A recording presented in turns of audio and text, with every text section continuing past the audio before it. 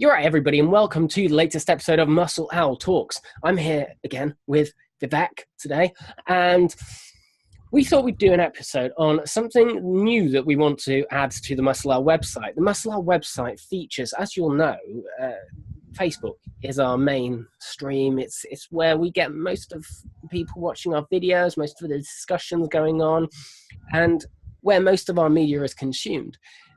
So we also have all of that on Muscle Owl website, and we're looking to build a kind of video library on Muscle Owl website and talk about and be able to have that there so that anyone at any time can just go online, access it, and find out views and opinions and stories, personal stories from people in the community that can give their advice to you, perhaps, if you want to log in and figure out, I'm going through this at the moment. What's the story? What are the stories of people who've gone through this? So what we were going to start with was diagnosis, because diagnosis can be so hard for people. And obviously you have this idea of your life, and then all of a sudden it's turned around and it turned into something completely different. But not just something completely different, but something you know nothing about oftentimes. And I think we'd like to have this bit to our website where people can just go and people can say, go through people's experiences of diagnosis and maybe hear from people like Vivek saying, well, what would you say to somebody who just had a diagnosis? Their son's been diagnosed yesterday. So I don't know, Vivek, you were going to give us some of your insight into that, and we can use this as one of our first bits on our website that people can access. Let's get into it. Yeah, I'm looking forward to starting the video series, and I just want, with my advice is just bringing the social model out rather than usually the medical model spoken about to parents in diagnosis. Yeah, no, that's absolutely, because obviously there is no social model that's presented, is there? You get a diagnosis from the doctor and it's this medical thing of, okay, this is what happens. Okay, treatment plan. Well, there isn't really anything great at the moment. And, it's very hard when you're just left with that.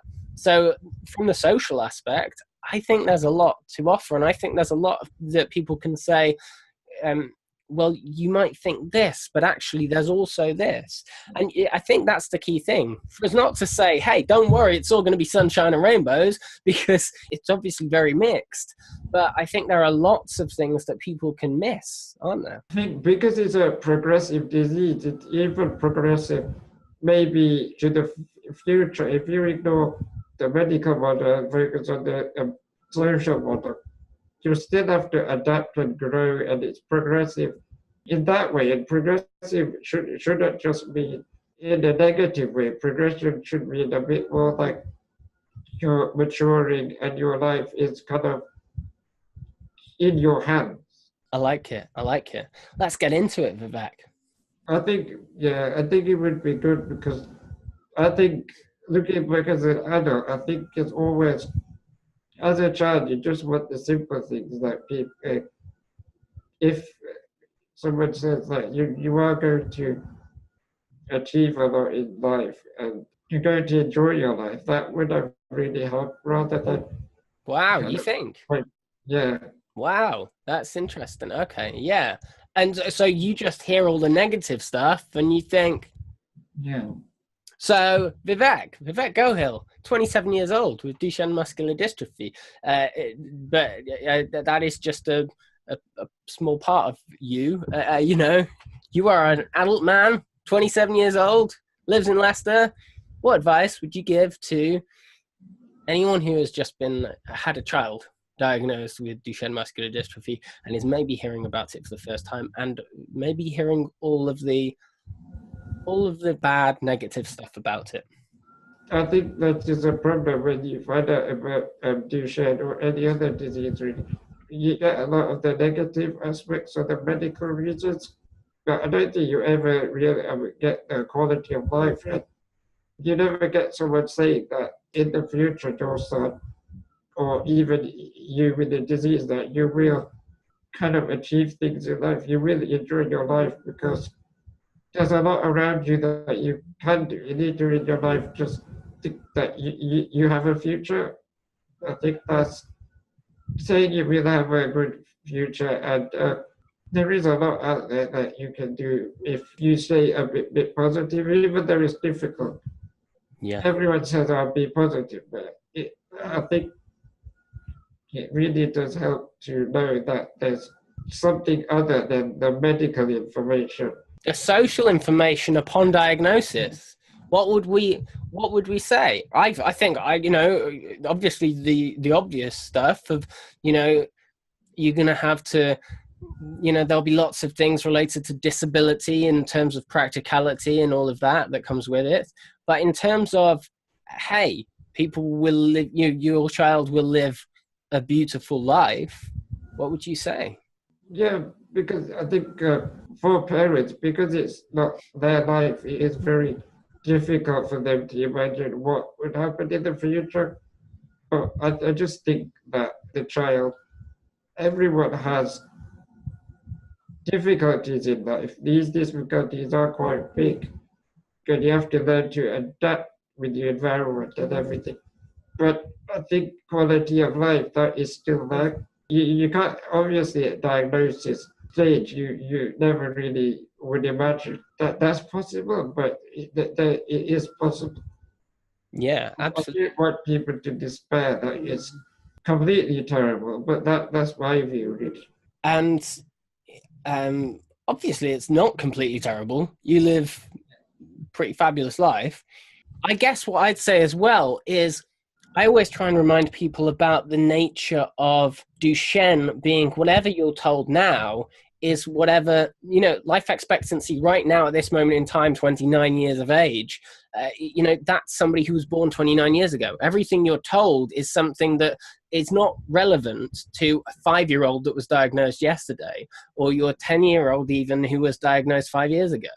Well, I think that's the problem with the progressive nature of the disease. If you say, oh, definitely this will happen at this age and this will happen in 5 years, but because it's progressive, like how do you know what will happen? Because when I was 21, I kind of lost a lot of weight and I felt ill and I thought I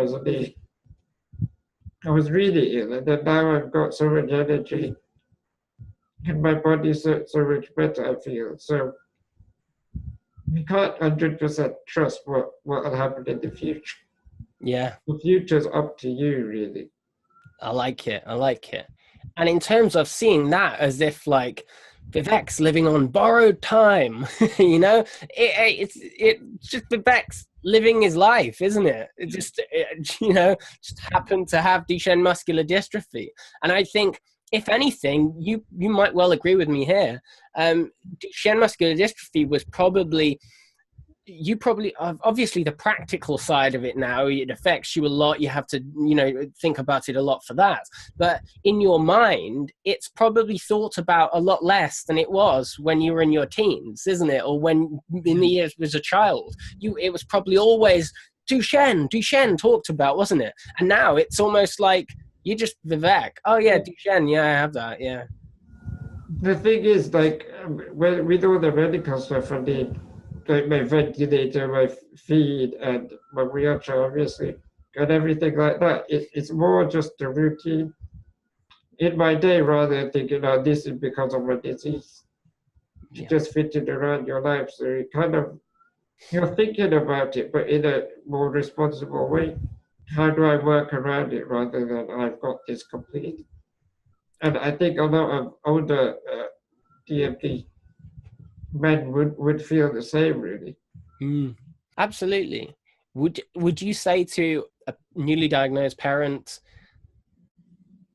don't be, I don't know, what would you say to a newly diagnosed parent? I think really that maybe at that time, counseling is very important for someone, just for you to vent to someone about your son, and maybe don't be scared to get upset.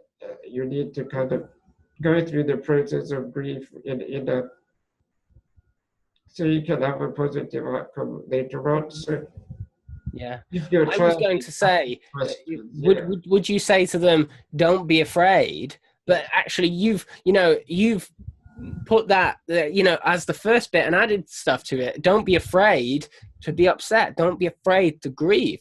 Don't be afraid to be afraid, I yes, guess. definitely, yeah. And also, that's what hurdles in everyone's life. DMD, the hurdles are pretty big, but I think going through different hurdles kind of, for me, it's made me and my mom a lot stronger. And it makes you strong enough to answer questions if your son's growing up, saying, oh, what about this or that, without getting too emotionally involved. Yeah.